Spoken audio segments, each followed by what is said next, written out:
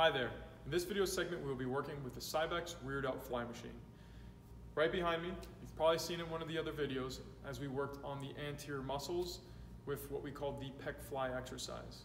Now the difference with this rear delt fly is that we're going to be targeting one of the muscles that is often disregarded of the shoulder, and that is the posterior deltoid, alrighty? So with some of our pressing exercises, our fly exercises, we're working through the pectoral muscles and the anterior deltoid. With this one, working a smaller muscle group, but very specific. And that's the nice thing about this piece is that we don't have to get into any funny positions using dumbbells or pulleys at different angles. You take a seat, get set up in the right position, get to work, focus on the intention, and you're gonna hit that muscle exactly the way you need to. Now, being that it's disregarded, we wanna think about how do we train and condition that shoulder, right? This is a machine, and we're obviously not working through rotation and many other aspects of the shoulder's capability, but it is a very important motion to be able to do. It is involved with a lot of things that we do. Some of our pulling exercises, sometimes we grab things and we rotate the shoulder outwards. That is involving this muscle.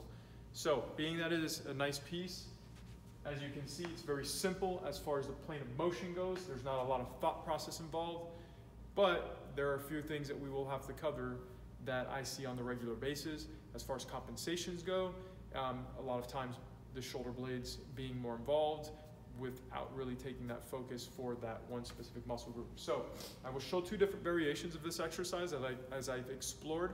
I'll start off first with the way that it was intended to be used, and then we're gonna go thinking a little deeper as I want you to try to play around with angles and see what works best for you.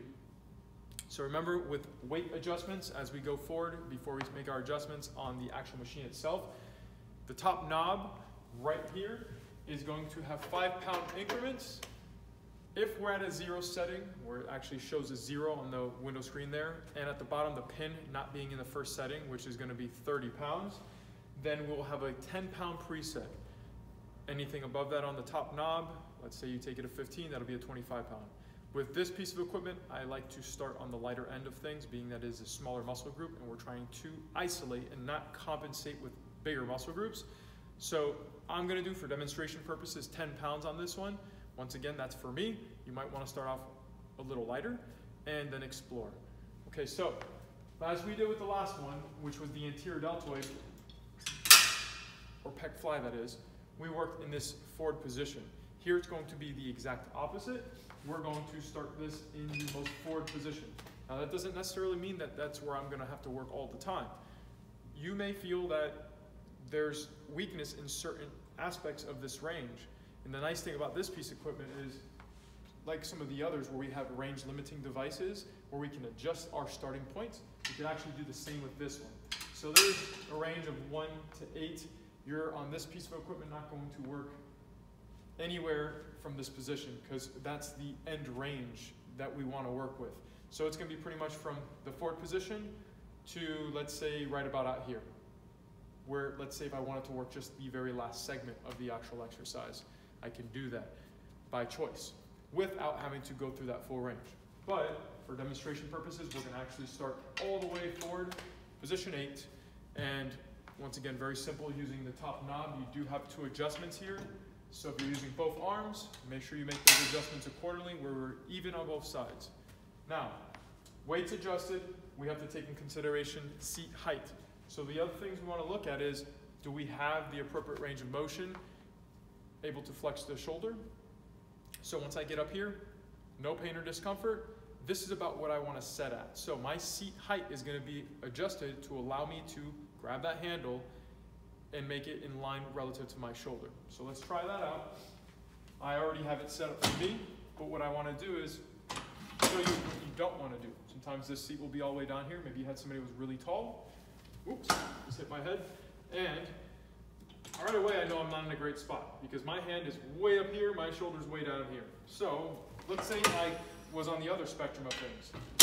Let's say I'm really tall and I sit on here and my shoulder's way up here, but my hand's all the way down there. So that would look something like this, either the hand being up here or down here. Forces are going to change because the direction of force on this machine is never going to change. So we want to make sure that we're properly in line so we're not creating any additional forces at any angles that can create some discomfort to the shoulder. So once again, set this where it's in line with that shoulder. Okay, so for me, I'm 5'8.5", that's gonna be position 3. So I've set in position, and I will show this from an anterior view so you can watch and see the different angles and as far as the adjustments go. But for the purposes of the exercise right now, and the muscle group that I want you to focus on, we're gonna see this from a posterior view. One tip that I like to recommend, because a lot of times with these exercises that work the back muscles, we have the tendency to launch. And when I mean launch, I say compensate, right? So you'll see, let me go ahead and adjust this. You'll see something like this, where somebody will sway back while doing the exercise. Now that's an extreme, but when I say it might even be something minimal like this, where you're breaking away from this actual chest support. It's not a good thing, because you're actually loading through the spinal structures, specifically the lower back. And these small bony structures, as they are meant to extend, but not with heavier loads. So what I would prefer you to try out is, and this may not work for everybody, so once again, if you're able to do it, you're gonna try to see if you can wedge your chest forward. Ladies, if it's too much pressure, then a little bit less of an angle, okay? So by wedging my chest forward, bring my legs back. This may not work for everybody, as I stated. Maybe your hips are limited. Maybe you can bring your legs a little tighter, bring the feet back a little more. If you have a knee condition, it's probably not gonna feel comfortable. So you might wanna just keep the legs in the appropriate position here for the knee it is. Don't put the legs out here, as you're not gonna have any support from your feet to the ground. So at least keep the foot grounded. But once again, better position would be with the chest slightly forward and the legs back. Now that allows me to kind of push my body into this. So when I'm actually coming out with the arms, I'm not thinking so much about arms out, I'm thinking more about pushing my chest into the actual pad. That creates that nice compression, and then I could really focus on this stuff here, all right?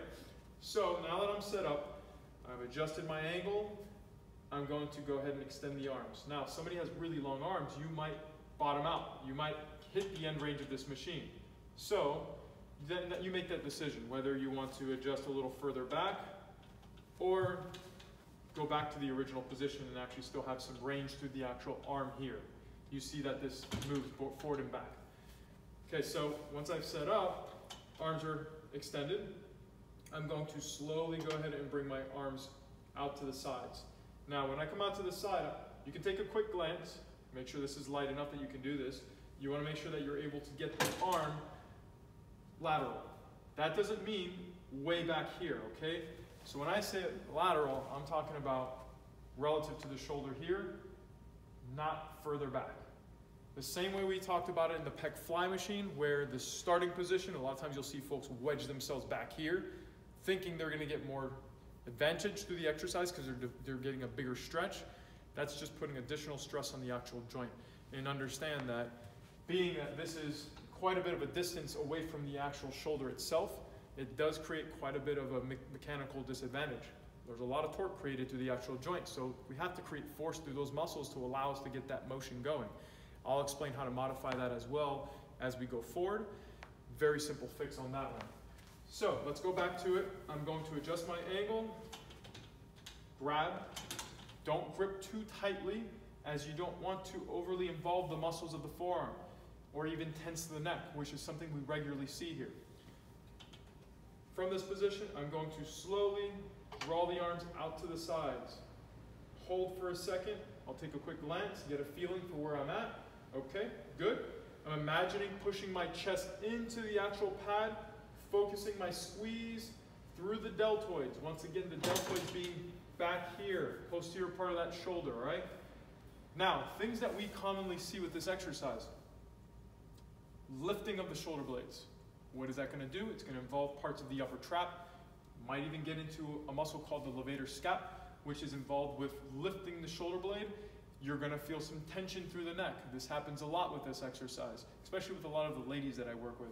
Especially if you're a thin woman, you might see that these muscles are really going to get tensed up. We want to try to keep this stuff calm. So one of the cues I like to give is think about keeping this stuff down just a little bit. When I say down, I mean the shoulder blades themselves.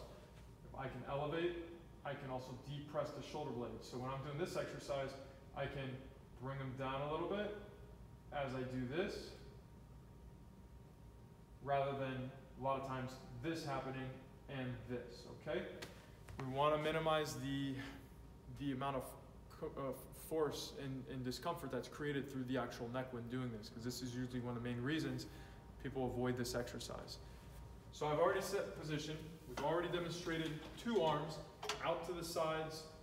Very simple, back in. Okay, this is one of those you may have to do a few more repetitions to actually feel the muscle involvement. But here's the other thing. As I stated, the arm is quite a bit of distance away. Or when I say the hand and the resistance itself relative to the shoulder. Now, if you find that this weight isn't heavy, but for some reason you're just not getting it, it's quite possible that the involvement of that hand in gripping might be taking away the sensation, that stimulation that we're looking for this specific muscle. So one thing I've experimented with that I like is that you can take the hand out of the equation with this and use only this lateral part of the arm. Now granted, this is a pretty solid piece, so if you're frail or this is, let's say, sensitive, maybe find something you can use to put a little pad in here, okay? Now, I'll demonstrate without that, but I'm gonna go ahead and set my position. We'll do one arm just for demonstration purposes, and if I am using one arm, I always wanna make sure I have some type of support with the opposite arm, so I'm not having to worry about getting twisted or actually stabilized to resist the twist. So my other hand will come not up here, but down here. I can grab nicely across and make sure that I'm staying wedged into the position. And as you can see, rather than grabbing with the hand, I'm here somewhat below the elbow, all right? Somewhere in the middle of that arm. I'm gonna slowly come out to the side, still focusing my intention back here. I'll hold, I'll take a quick glance, make sure I'm in the right spot, bring it down with control. Out to the side. And for me personally, I actually feel this one quite a bit more. I have folks that say, oh, well, they feel more with this arm extended. A lot of times it's because they feel the additional resistance. Being that this is further away, you're gonna feel more of that weight. If I bring this closer here, even with the same weight, it's gonna actually feel a little less because of the moment, the distance from the actual resistance and the actual shoulder itself. So you might say, well, that actually feels pretty good. Maybe I'll click that up 5 pounds and see what that feels like. Okay, where 15 here is not gonna feel like 15 here if I were to bring that weight up. Now that's how you would do this exercise based on the description, as you would see here. With this, the modified position, you're changing it up just a little bit to take the hand out of the equation to allow you to focus and the intention here. Now, the other thing I had mentioned were the shoulder blades. I'm going to demonstrate what a lot of times people typically do, and that's going to look something like this. People will launch back, use a lot of momentum. So understand that when I'm doing this, I'm now throwing my arm out. The shoulder itself, the head of the humerus, as it's coming out, it's getting to its end range now. So the shoulder blade itself now has to move quite a bit to allow you to get some range here. Some folks will push this even further back where it starts creating stress on some of the rotator cuff muscles, because now we're deviating.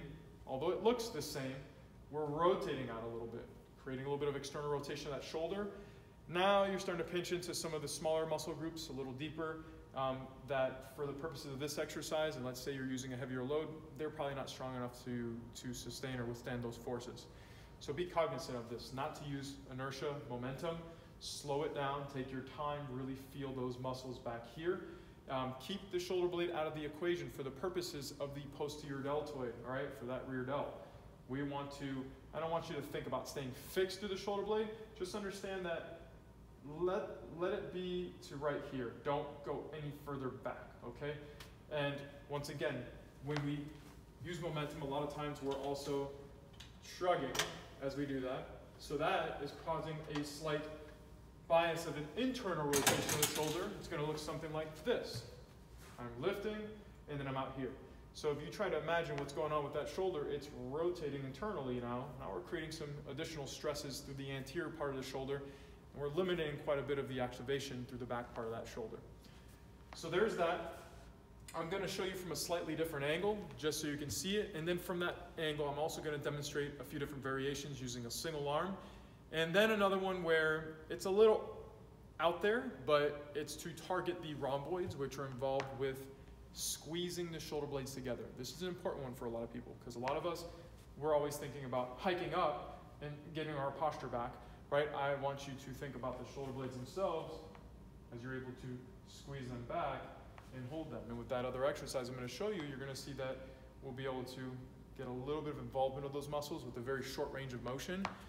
Concentrated, you'll feel slightly different motion, slightly very different activation, because you're using different muscles, being that they're in the medial portion of the scapula, the shoulder blade itself, closer to the spine. So let's come over here. Sorry about moving that camera so quickly.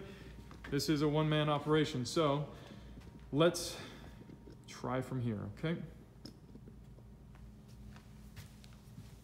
All right, so now that you have a general idea of what we're working with those muscles back here, we're gonna do a quick recap of what we did from the back side so you can see it. So this is with handles, slightly forward position on the body. I'm thinking about bringing my body into, or wedging it into this actual seat support, and coming out to the side slowly. Squeeze and hold. I can take a quick glance, all right, make sure I'm in the right spot, and then I start working. If, let's say, using the handles is causing me to tense up, take the hands out of the equation. Let's go ahead without the hands, coming out to the side. Good, and as you can see here, I'm pretty relaxed for the most part. I like to make a little bit of a fist, but not tensing. All right, I feel those muscles, great. Posterior deltoids are working. Now, if I want to do this with a single arm, let's say I'm limited, I only have one arm I can work with, the other arm's got some issues going on, doesn't mean I shouldn't be working the other arm, right? So here's my support. I'm going to show with that right arm. There it is. That's with the grip. That's without the grip. Now, you see my feet are back here. Look, I can bring my other foot up here to create a support as well if I need to.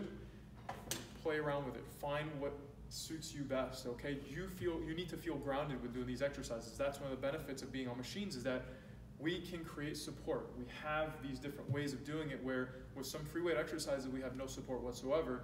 You're having to manage a lot of different things when you're trying to just work one specific muscle group. That's what makes this pretty great, being that this is, yes, for only one specific muscle group, but it's hard to really target this when you're using all other pieces of equipment. Not saying that we can't, but it's not as specific.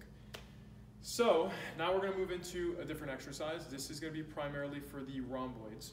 And once again, these are the ones in between the shoulder blades. They allow the shoulder blades to retract back, okay? Good squeeze through the shoulder blades. Now, it's awkward, so once again, you're trying this, experimenting it. If it doesn't feel right for you, come pick my brain.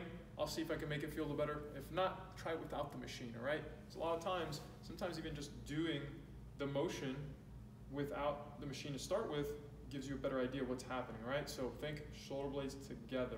I like to lead with the elbows so that I can really accentuate that squeeze. Make sure that you're not leading with the lower back, okay? That's why sometimes it's good to use a support and say, oh, okay, got it. So this is, I'm gonna keep the weight the same for this purposes of the exercise. What I'm gonna do here is I'm gonna now bring this above the elbow, all right? So kind of on the meaty part of the tricep here. This will not work for everybody, understand. And hand support, I can grab down here, make sure that you're not getting hit by the handle down there. We're going to wedge and slowly bring out to the side. Now, I'm thinking shoulder blade as I come out. Now, in this position here, I've learned that mechanically speaking, I need to be a little further out to get this arm's full length. So I'll kind of shift myself to the side a little bit. You'll see I'll bring my leg out. Now, kind of half of my chest is off, half of my chest is on. I still have support, and I feel fine here. I mean, it's a matter of just being slightly off the seat, but by coming out a little bit, now I'm able to get that arm to swing up a little further. Out to the side, good squeeze. Now with this one, I can come out a little further out to the side because understand, I'm working through the shoulder blade here. That shoulder blade has the ability to come all the way back as if you're pinching. And you may still involve that posterior deltoid. You might feel it still. You actually are involving it. But once again, it's not the primary mover here. Good squeeze out to the side. Hold it. Bring it back in. Once again, imagine as you're coming out to the side, you're pulling yourself in towards that chest support. I don't want to see you doing this stuff, okay? Even if you were holding on and just leaning back, you can see this motion still moving the arm here, but it's doing nothing for the actual shoulder itself. Alrighty, so I know this, you look at this stuff, and I'm sorry for so much explanation, but we want to take the time to truly understand this. This is one of those exercises that a lot of times people are really hacking it up. They're doing all kinds of compensation and really not benefiting from the ability to really target that posterior deltoid. So you have two exercises there you can try out.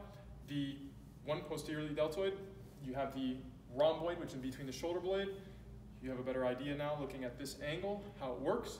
Remember your seat height, make it relative to the hand and the shoulder itself. Start very light with resistances. I did mention adjustments up here. If I wanted to, I can pull this pin out. Like I mentioned, I can work different ranges. So instead of starting my resistance here, I can actually start my resistance out here. Why would you do this? You know, like I mentioned in the beginning, you may be a little weaker through one specific part of the range. I might be strong from here to here, but for some reason I get here and something feels a little off. Well, okay, let's lighten the weight a little bit and let's try to work from that range. So my resistance begins here rather than all the way in the forward position. That works for that. I could actually even bring this back into the equation, shift my body a little bit here. Try that out. All right, instead of having to go all the way across, I work a partial range. Okay? That's it. I hope you guys learned something from this video. And like I said, with all the other videos, if you have any questions, please come ask me and I'll give you some pointers. All right, have a great day now. Thank you.